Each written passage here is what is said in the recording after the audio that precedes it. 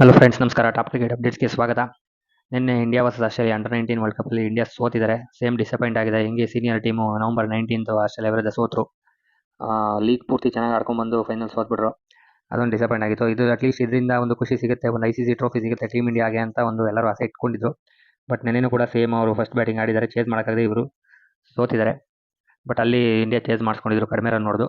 But every ಫೈನಲಲ್ಲಿ ಅಷ್ಟು ಸುಲಭ ಇರಲ್ಲ ಚೇಸ್ ಮಾಡೋದು. ಅದು ಅಂಡರ್ 19 ಈಗ ಸೀನಿಯರ್ ಟೀಮ್ ಆದರೆ ಒಂದು 300 ತನಕ ಚೇಸ್ ಮಾಡ್ಬೋದು. ಬಟ್ ಅಂಡರ್ 19 ಟೀಮ್ ಬಂದಾಗ ಒಂದು 250 ಚೇಸ್ ಮಾಡೋದು ತುಂಬ ಕಷ್ಟ ಇರ್ತದೆ. ಯಾಕೆಂದರೆ ಅವ್ರು ಆಲ್ರೆಡಿ ಸೌತ್ ಆಫ್ರಿಕಾ ಮೇಲೆ ಇಂಡಿಯಾ ಚೇಸ್ ಮಾಡಿ ಗೆದ್ದಿದ್ರು. ಬಟ್ ಅದು ಅಷ್ಟು ಸುಲಭವಾಗಿ ಗೆದ್ದಿಲ್ಲ, ಕಷ್ಟಪಟ್ಟು ಗೆದ್ದಿದ್ರು 2 ವಿಕೆಟಿಂದ. ಬಟ್ ಈ ಸಲ ಅದೇ ಸೇಮ್ ಟು ಸೇಮ್ ಆದರೆ ಬಟ್ 179 ಆಲ್ಔಟ್ 174 ಆಲ್ಔಟ್ ಆಗಿದ್ದಾರೆ ಟೀಮ್ ಇಂಡಿಯಾ, ಸೋತಿದ್ದಾರೆ. ಓಕೆ, ಡಿಸಪಾಯಿಂಟ್ ಆಗಿದೆ. ಬಟ್ ಇದಕ್ಕೂ ಮುಂಚೆ ಆಸ್ಟ್ರೇಲಿಯಾ ಮೇಲೆ ಫೈನಲಲ್ಲಿ ಗೆದ್ದಿದ್ದು ಅಂತಂದರೆ 2012ರಲ್ಲಿ ಉನ್ಮುಕ್ ಚಂದ್ ಗೆಲ್ಸಿದ್ರು. ಅವರು ಟೀಮ್ ಇಂಡಿಯಾ ಕ್ಯಾಪ್ಟನ್ ಆಗಿದ್ರು. ಏನು ಅನ್ಬೀಟನ್ ಅಂದರೆ ನಾಟ್ ಔಟ್ ಆಗಿ 111 ರನ್ ಹೊಡೆದು ಗೆಲ್ಸಿದ್ರು. ಆ ಥರ ಒಬ್ಬ ಛಲಗಾರ ಆಟಗಾರ ಈಗ ಟೀಮ್ ಇಂಡಿಯಾದಲ್ಲಿ ಇಲ್ಲ. ಅವರು USA ಹೋಗಿ ಸೇರ್ಕೊಂಡಿದ್ದಾರೆ. ಅದು ಬಿಟ್ಟರೆ ಪೃಥ್ವಿ ಶಾ 2018ರಲ್ಲಿ ಆಸ್ಟ್ರೇಲಿಯಾ ಮೇಲೇ ಫೈನಲ್ ಗೆದ್ದಿದ್ರು. ಇವರಿಬ್ಬರು ಮಾತ್ರ ಆಸ್ಟ್ರೇಲಿಯಾ ಮೇಲೆ ಅಂಡರ್ 19 ವರ್ಲ್ಡ್ ಕಪ್ ಫೈನಲಲ್ಲಿ ಗೆದ್ದಿರೋದು. ಮುಂದಿನ ಅಪ್ಡೇಟ್ನಲ್ಲಿ ಇಂಡಿಯಾ ವರ್ಸಸ್ ಇಂಗ್ಲೆಂಡ್ ಥರ್ಡ್ ಟೆಸ್ಟ್ಗೆ ಅಥವಾ ಫುಲ್ ಎಂಟೈರ್ ಸೀರೀಸ್ಗೆ ಜಾಕ್ ಲೀಚ್ ಮಿಸ್ ಮಾಡ್ಕೋತಾ ಇದ್ದಾರೆ. ಅವರು ರೂಲ್ಡ್ ಔಟ್ ಆಗಿದ್ದಾರೆ. ಇಂಗ್ಲೆಂಡ್ನ ಸ್ಪೆಷಲಿಸ್ಟ್ ಸ್ಪಿನ್ನರು. ಅವರು ಲೆಫ್ಟ್ ನೀ ಇಂಜುರಿಯಿಂದ ಆಲ್ರೆಡಿ ಸೆಕೆಂಡ್ ಟೆಸ್ಟ್ ಆಡಿರಲಿಲ್ಲ. ಸೊ ಈಗ ಅವ್ರದ್ದು ರಿಪೋರ್ಟ್ಸ್ ಬಂದಿದೆ. ಸೊ ಅವರು ಫುಲ್ ಎಂಟೈರ್ ಸೀರೀಸ್ ಆಡ್ತಾ ಇಲ್ಲ. ಸೊ ಇಂಡಿಯಾಗೆ ಇದರಿಂದ ಸ್ವಲ್ಪ ಬೆನಿಫಿಟ್ ಸಿಗುತ್ತೆ. ಸ್ಪಿನ್ ಪಿಚ್ಗಳಲ್ಲಿ ಸ್ವಲ್ಪ ಬೆನಿಫಿಟ್ ಸಿಗ್ಬೋದು ಇಂಡಿಯಾಗೆ. ಮತ್ತೆ ಮುಂದಿನ ಅಪ್ಡೇಟ್ನಲ್ಲಿ KS ಭರತ್ನ ಡ್ರಾಪ್ ಮಾಡೋ ಚಾನ್ಸಸ್ ಇದೆ. ಅಂದರೆ ಸ್ಕ್ವಾಡಲ್ಲಿ ಇದ್ದಾರೆ, ಪ್ಲೇಯಿಂಗ್ 11ಇಂದ ಡ್ರಾಪ್ ಮಾಡಿ ಅವ್ರನ್ನ ಬೆಂಚ್ ಕಾಯಿಸ್ತಾರೆ. ಮತ್ತು ಧ್ರುವ್ ಜುರೇಲ್ನ ಡಿಬೇಟ್ ಮಾಡಿಸ್ತಾರೆ ಅಂತ ಒಂದು ಅಪ್ಡೇಟ್ ಬಂದಿದೆ. ಸೊ ಇದೊಂದು ಖುಷಿ ವಿಚಾರ. ಧ್ರುವ್ ಜುರೇಲ್ಗೆ ಒಂದು ಅವಕಾಶ ಕೊಡಲೇಬೇಕು, ಇಲ್ಲಾಂದರೆ ಗೊತ್ತಾಗೋದಿಲ್ಲ.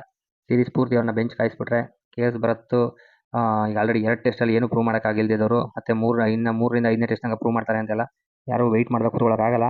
ಸೊ ಧ್ರುವ್ ಜುರೇಲ್ಗೆ ಅವಕಾಶ ಕೊಡಬೇಕು. ಅವರು ಕೂಡ ಪರ್ಫಾರ್ಮ್ ಮಾಡಲಿಲ್ಲ ಅಂತಂದರೆ ಈ ಸೀರೀಸ್ ಪೂರ್ತಿ ಆಡಿಸ್ಬಿಟ್ಟು ನೆಕ್ಸ್ಟ್ ಬೇರೆ ಕೀಪರ್ ಕಡೆ ಟೀಮ್ ಇಂಡಿಯಾ ನೋಡಬೇಕಾಗುತ್ತೆ. ಯಾಕಂದರೆ ಯಾರು ರಿಷಬ್ ಪಂತ್ ಆಕ್ಸಿಡೆಂಟ್ ಆದಮೇಲೆ ಯಾರು ಅವ್ರ ಶೂನ ಫಿಲ್ ಮಾಡೋಕ್ಕೆ ಯಾರು ಆಗಿಲ್ಲ, ಯಾರ ಕೈಲೂ ಆಗಿಲ್ಲ. ಬಟ್ ಇಶಾನ್ ಕಿಶನ್ ಕೈಲಿ ಆಗ್ತಾಯಿತ್ತು. ಬಟ್ ಆ ವ್ಯಕ್ತಿಯ ಏನದು ಆ್ಯಟಿಟ್ಯೂಡಿಂದ ಆ ವ್ಯಕ್ತಿ ಚಾನ್ಸ್ ಕಳ್ಕೊಂಡು ಮನೆಯಿಂದ ಆಚೆ ಟೀಮ್ ಇಂಡಿಯಾದಿಂದ ಆಚೆ ಹೋಗಿರೋದು. ಬಟ್ ಟ್ಯಾಲೆಂಟ್ ಅಂತೂ ಇತ್ತು. ಅಟ್ಲೀಸ್ಟ್ ಟೆಸ್ಟ್ ಕ್ರಿಕೆಟ್ ಅಂತೂ ಆಡ್ಬೋದಾಗಿತ್ತು ಇಶಾನ್ ಕಿಶನ್. ರನ್ಸು ಹೊಡಿತಾ ಇದ್ರು. ವೆಸ್ಟ್ ಇಂಡೀಸ್ನಲ್ಲೂ 250 ಹೊಡೆದಿದ್ರು ಟೆಸ್ಟ್ ಕ್ರಿಕೆಟ್ನಲ್ಲಿ ಡೆಬ್ಯೂಟ್ ಮಾಡಿದಾಗ. ಬಟ್ ಬೆಸ್ಟ್ ರಿಪ್ಲೇಸ್ಮೆಂಟ್ ಇತ್ತು ಇಶಾನ್ ಕಿಶನ್ ರಿಷಬ್ ಪಂತ್ ಬರೋ ತನಕ.